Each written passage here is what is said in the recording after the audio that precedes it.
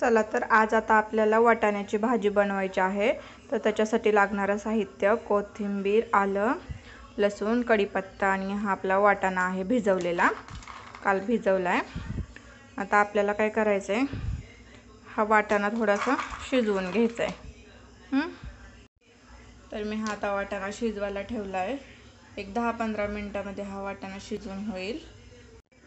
आता मी गॅस बंद केलेला आहे आणि हा शिजलेला वाटाणा मी एका दुसऱ्या भांड्यामध्ये काढून घेत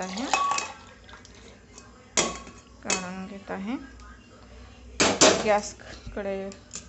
गॅसवर कढई ठेवलेली आहे। हे आपलं खोबरं, आलं, लसूण आणि कोथिंबीरचं वाटण तयार केलेलं आहे। आता आपल्याला भाजी टाकायची। मी गॅस चालू करते। गॅस चालू करून कढई तापायला ठेवले। कढईमध्ये आपल्याला ते तेल टाकायचं आहे। हे तेल मी टाकलेले।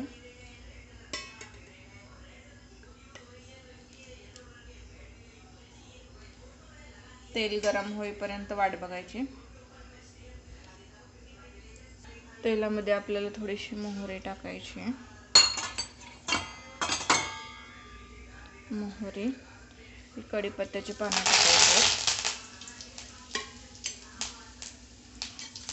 आणि हे खोबऱ्याचं वाटण, खोबरं, आलं, लसणाची पेस्ट।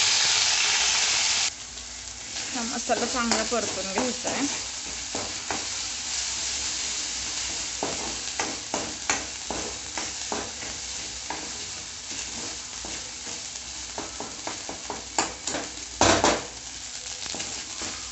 तो मसाला आपला छान परतून झालेला आहे। गॅस थोडा कमी करून थोडी हळद टाकायची आहे। आपल्याला लाल मसाला टाकायचा आहे, काळा घरचा। त्याच्यानंतर थोडी लाल मिरची पावडर, चवीपुरतं मीठ टाकायचं आहे। चांगलं परतून घ्यायचं।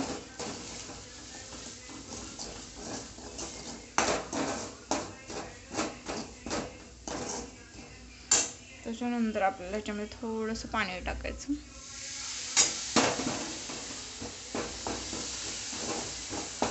ग्रेव्ही थोडीशी व्यवस्थित परतून झाली पाहिजे।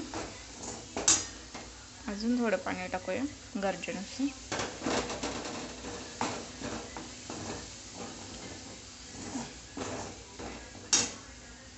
गॅस फुल करूया। कसा मस्त कलर आलाय बघा।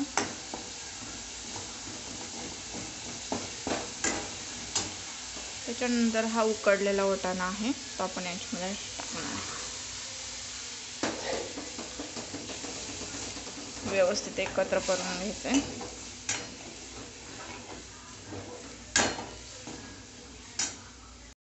थोडीशी कोथिंबीर टाकलेली मी हे वरून। बघा किती छान आणि मस्त कलर आला।